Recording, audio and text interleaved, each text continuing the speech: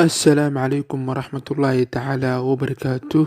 Saaxiibada aan jecelnahay waxaad ku soo dhawaataan muuqaal cusub aan kaga hadli doono kooxda kubadda cagta Barcelona.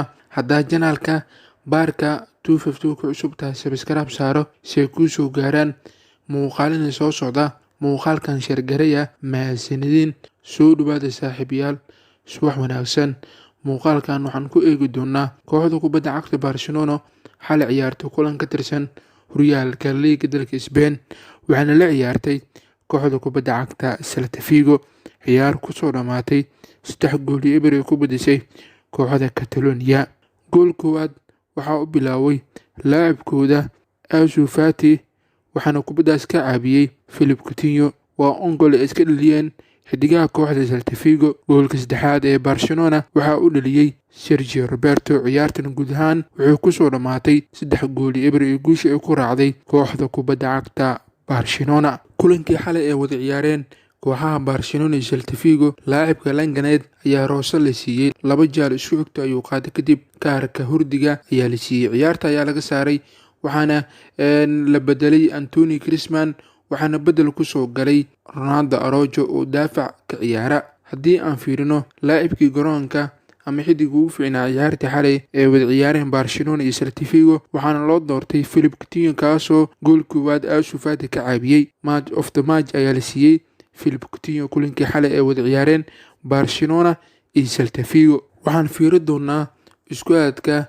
UEFA Champions League xal la sameeyey. Kooxda Barcelona ayaa group G gashay, waxayna isku group noqdeen kooxaha Juventus, Dynamo Kiev, Ferencváros. waana group G.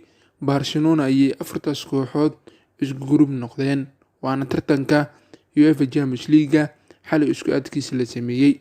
Xidiga cusub kooxda Barcelona Sergio Dest ayaa bilaaway tababarkiisii ugu horeeyay kooxda Barcelona. Laacibkan 19 sano jirka u dhashay wadanka Mareykanka, kooxda Barcelona ayaa kala soo wareegtay kooxda Ajax lacag gaaraysa 21 milyan. Qandaraaskiisa waxaa lagu burburi doonaa 400 milyan. Sergio Dest ayaa Barcelona u saxiixi doona qandaraas gaaraya 5 sano ilaa uu kusii joogayo 2025. Taageere ciyaartii xalay ay wada ciyaareen Barcelona iyo Celta Vigo, aragtidiina waad ka soo dhiibi kartiin sidoo ahaa qaab ciyaareedkii xalay Ansu Fati iyo Philippe Coutinho. Dhanka komitiga aragtidiina waad ka soo dhiibi kartiin. Kooxda Barcelona ayaa hadda 6 dhibcood tagtay horyaalka La Liga dalka Spain.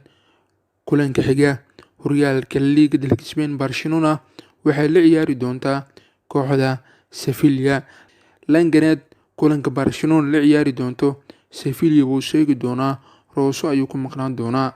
Waad ku mahadsantihiin daawashada muuqaalkan.